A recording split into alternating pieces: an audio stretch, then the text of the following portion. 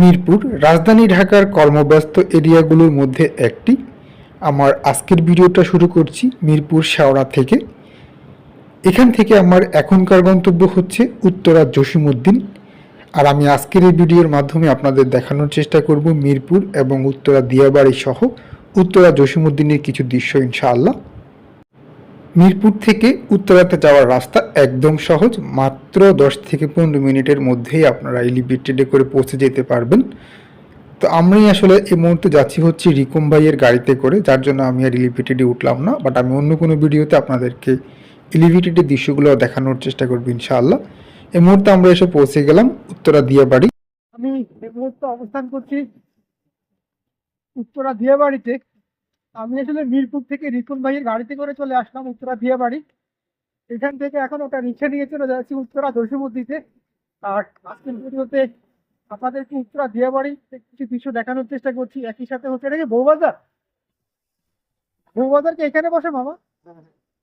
ও হ্যাঁ, এখনো আছে তাইলে বউবাজার। একই সাথে হচ্ছে কি আমি মিরপুর থেকে কিভাবে যাচ্ছি হচ্ছে কি উত্তরা জসিমউদ্দিনে, সেই দৃশ্যটাও দেখানোর চেষ্টা করছি। মিরপুর থেকে উত্তরা দিয়াবাড়ি পর্যন্ত আসতে আমাদের সময় লেগেছিল 10 থেকে 15 মিনিটের মতো। আর আমার এখনকার গন্তব্য জসিমউদ্দিন। এই জায়গার নাম কি মামা? এই জায়গার নাম কি? এই জায়গাটার নাম হচ্ছে পাকুড়িয়া। পাকুড়িয়া পাকুড়িয়া পাকুড়িয়া আনকমন নাম না? আমি নামটা দেখে আমার কাছে খুব আনকমন মনে হলো, এরপর ওনাকে জিজ্ঞেস করলাম, তো উনি বললো যে জায়গাটার নাম হচ্ছে পাকুড়িয়া।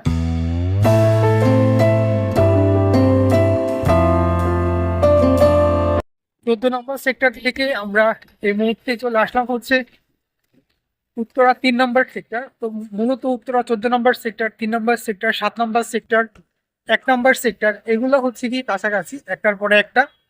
আবার ঠিক রাস্তার অপর পাশে হচ্ছে 4 নম্বর সেক্টর, 6 নম্বর সেক্টর, এভাবেই আর কি। তা আমি নিয়মিত চেষ্টা করি আপনাদেরকে আমার ভিডিওর মাধ্যমে এরকম বিভিন্ন দৃশ্য ঘুরে দেখানোর জন্য।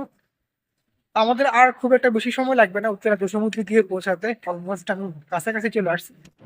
আমি মূলত আজকের এই ভিডিওতে আপনাদেরকে দেখানোর চেষ্টা করছি মিরপুর উত্তরা দিয়াবাড়ি, একই সাথে হচ্ছে উত্তরার কিছু দৃশ্য। এই মুহূর্তে আমরা অবস্থান করছি উত্তরা 7 নম্বর সেক্টরে, আর আমি চেষ্টা করছি উত্তরা 7 নম্বরের দৃশ্যগুলো আপনাদেরকে দেখানোর জন্য। দেখতে দেখতে আমরা এই মুহূর্তে চলে এসেছি উত্তরা জসিমউদ্দিন। এই জায়গাটার নামই হচ্ছে উত্তরা জসিমউদ্দিন, আর আমাদের পল্লী কবি জসিমউদ্দিনের নাম অনুসারে জায়গাটির নামকরণ করা। আমি এখন যাব হচ্ছে ফুটওভার ব্রিজে ওঠার জন্য, আর ফুটওভার ব্রিজ দিয়ে আমি রাস্তা পার হব। আমি চাইলেই খুব সহজে নিচ দিয়ে চলে যেতে পারতাম, কিন্তু আমি সবসময় যে জিনিসটা বলার চেষ্টা করি, আপনারা যখনই রাস্তা পার হবেন অবশ্যই চেষ্টা করবেন ফুটওভার ব্রিজ ব্যবহার করার জন্য। আর যদি ফুটওভার ব্রিজ না থাকে সেই ক্ষেত্রে জেব্রা ক্রসিং দিয়ে যাবেন। আমি ফুটওভার ব্রিজে ওঠার জন্য এবং ফুটওভার ব্রিজের দিকে যাচ্ছি। এখান থেকে খুব বেশি দূরে না ফুটওভার ব্রিজ। তো এটা হচ্ছে কি উত্তরা জসিমউদ্দিন, আমাদের পল্লী কবি জসিমউদ্দিনের নাম অনুসারে এই জায়গাটার নামকরণ করা জসিমউদ্দিন। আর আমি এখন যে জায়গাটা দিয়ে হেঁটে যাচ্ছি এটা হচ্ছে একটা শপিং মল, আরকে টাওয়ার। মোটামুটি জসিমউদ্দিনের এখানে ভালো মানে শপিং মল বললে এটাই চলে, আরকে টাওয়ারের এই শপিং মলটা। আমি অন্য কোনো ভিডিওতে শপিং মলের বেশি ঘুরে দেখাবো, আজকে বাসে চলে যাবো। টু বি অনেস্ট খুবই ক্লান্ত লাগতেছে সারাদিন কাজ করে। এখন আপনাদেরকে ব্লগ তৈরি করে দেখানোর চেষ্টা করছি। ভালো পরিশ্রম আছে কিন্তু এগুলোতে আসলে। আর এখানকার দৃশ্যটা কিন্তু খুবই সুন্দর। তো আমি যেমনটা বললাম চলে আসছি হচ্ছে উত্তরা জসিমউদ্দিনে।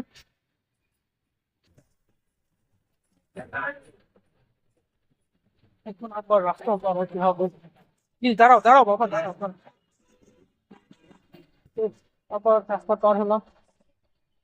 তবে এখান থেকে অনেক দূরে ফুটওভার ব্রিজ, প্রায় আমাকে 5 মিনিটের মতো হাঁটতে হবে এখন।